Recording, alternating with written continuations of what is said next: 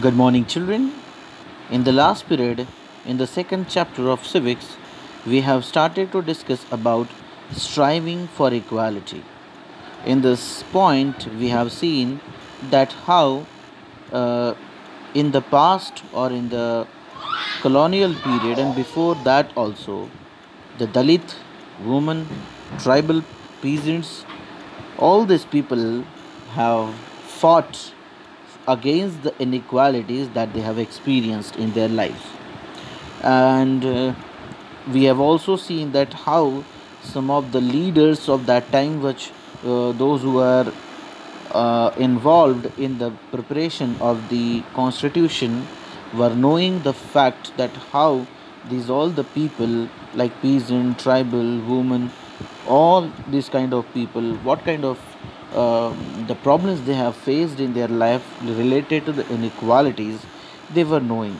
So they tried to make the constitution in such a way so that the all these people like women, peasants, tribal people, the Dalits, all will get their rights just as equal as all others are having. So in this way, we have all understood these things. Now we are going to see further in this chapter. Uh, when India became a nation in 1947, our leaders too were concerned about the different kind of inequalities that existed. Those who wrote the Constitution of India, a document that laid out the rules by which the nation would function, were aware of the ways in which uh, in which discrimination had been practiced in our society, and how people had struggled against this. Many leaders of these struggles, such as Dr. Ambedkar, had also fought for the rights of Dalits. So Dr. Ambedkar also fought for the rights of Dalits. So these leaders set out a vision and goals in the constitution to ensure that all the people of India were considered equal. This equality of all persons is seen as a key value that unites us all as Indians. Everyone has equal rights and opportunities. Untouchability is seen as a crime and has been legally abolished by law. People are free to choose the kind of work they wish to do. Government jobs are open to all people. In addition, the Constitution also placed responsibility on the government to take specific steps to realize these rights to equality for poor and such marginal communities.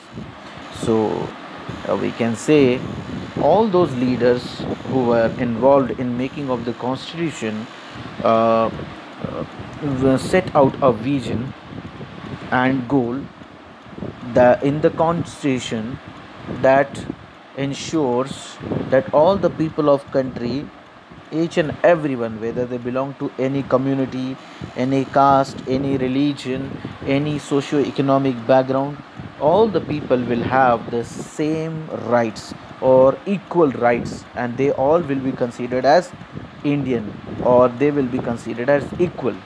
This equality of all person is seen a key value that unites us all as Indians. So this key value of constitution, which key value? Equal or Indian or equal people, each and everyone, irrespective of their caste and religion, all the people will be considered as equal. This is the key value that unites all the Indians as one. Everyone has equal rights, each and everyone has equal right and opportunities. Untouchability is seen as, after the making of the constitution, the untouchability is considered as a crime now. Means if anybody considered a person as a criminal, as a untouchable, then that person will be considered as the criminal, as he has done the thing which is abolished by the law in the constitution, and the people are now free to choose any kind of profession or any kind of work they wish to do.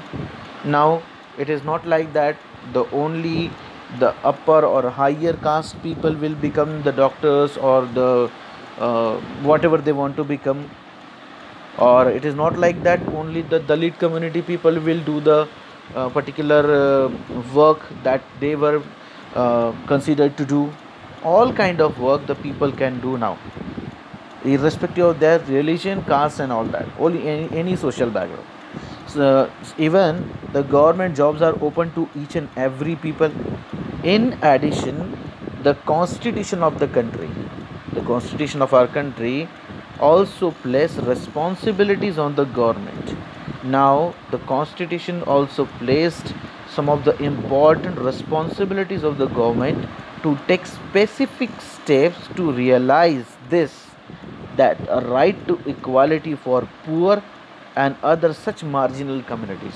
So constitution has also given constitution gives the duty to the government of the country or the state that they will uh,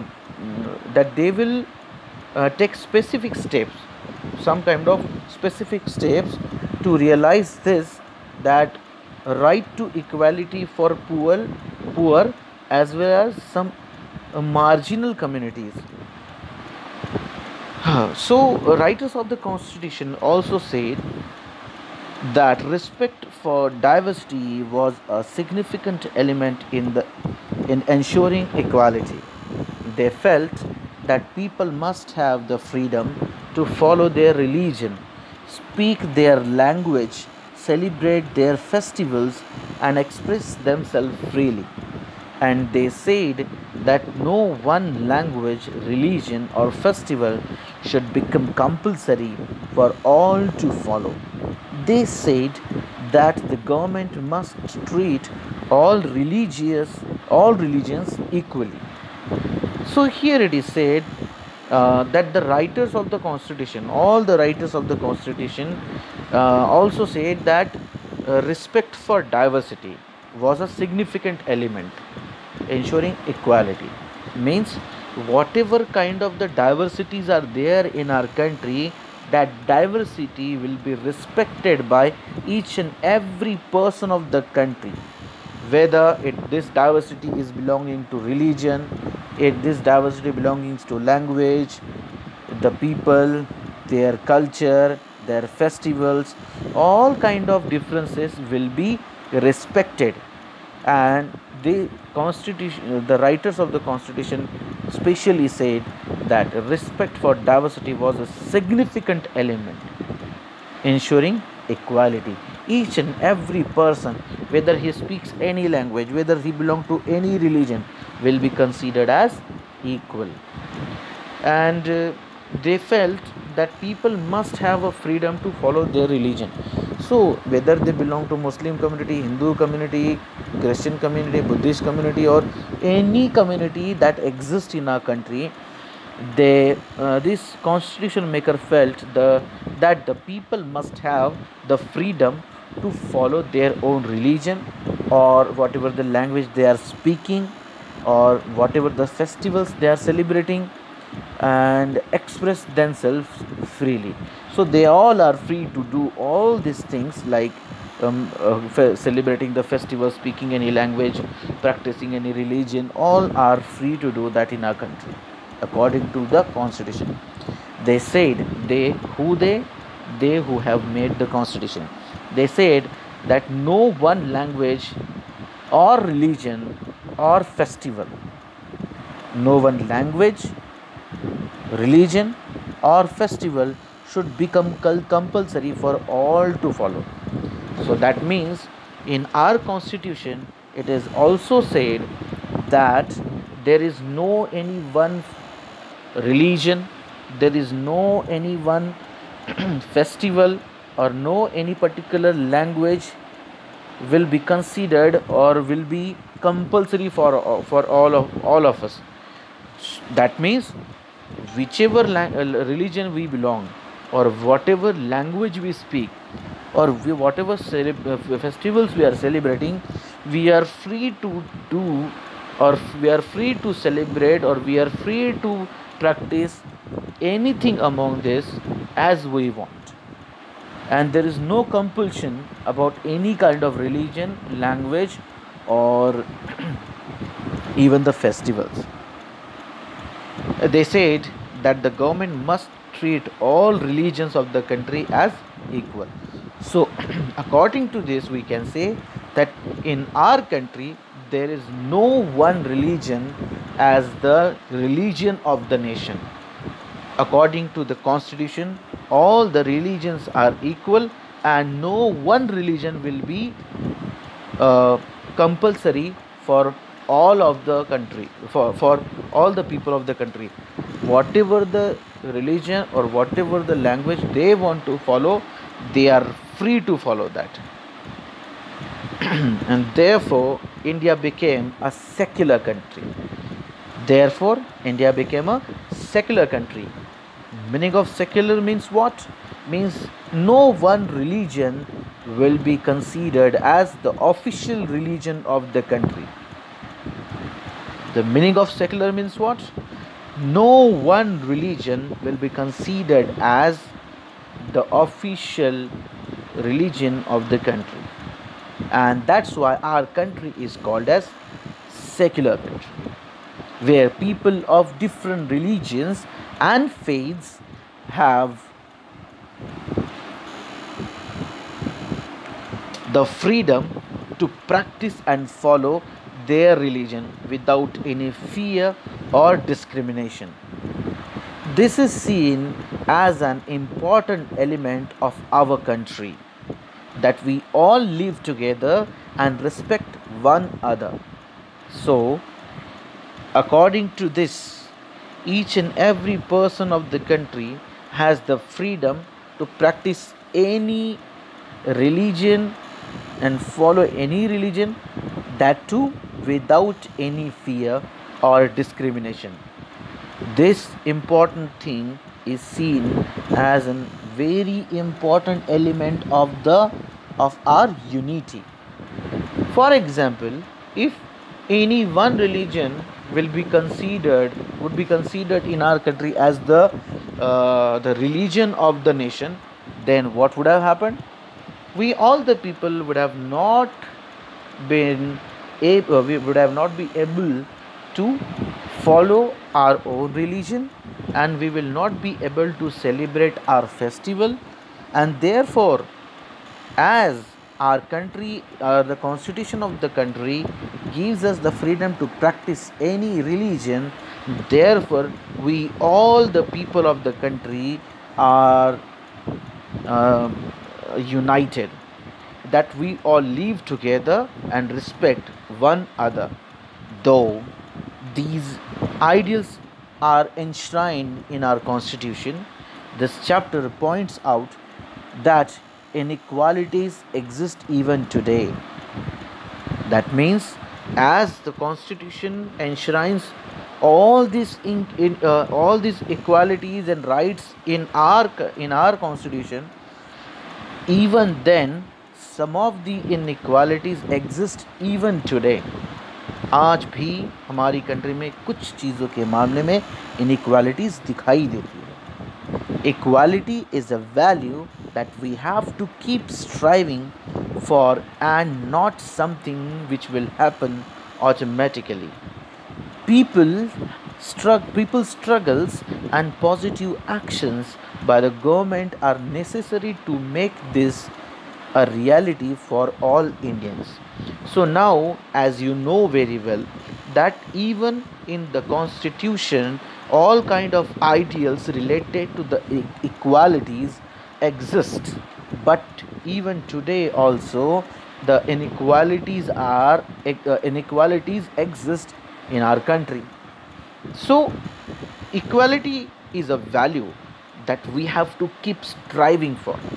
Equality is a value that we have to keep striving for. We have to struggle for it. If we want the equal or equality in our country, then for that also we have to strive, we have to struggle, we have to fight for that. And not something, equality is not something which will happen automatically. We have to drag the equality by striving or struggling. So people struggle and positive actions by the government are necessary to make this a reality for all Indians. So if you want the equal treatment in our country, because you know very well, even today also the inequalities are existing in our country. So to take out all these kind of inequalities, we have to do the struggles. And people struggle and positive actions by the government are necessary to make this a reality for all Indians. For example, if the government is taking any kind of decision which is against your equality, so you can fight with the government also. You can ask the question to the government also, that why the government is not doing the thing which ensures the equality in the country. So in this way our chapter is completed. Here the preamble of the constitution is given, that is, we the people of India, having solemnly resolved to constitute India into a sovereign, socialist, secular, democratic republic, and to secure to all its citizens justice, social, economic, and political, liberty of thought, expression, belief, faith, and worship, equality of status and opportunities, and to promote among them all fraternity, assuring the dignity of the individual and the unity and integrity of the nation. In our Constituent Assembly, this 26th day of November 1949, do hereby adopt, enact, and give to ourselves this Constitution. So, this preamble of the Constitution is a kind of a mirror of our Indian Constitution. In this small preamble, the basic idea of the Constitution is clearly involved. So here our chapter is completed. After this we are going to do the question and answers related to this chapter. Thank you very much.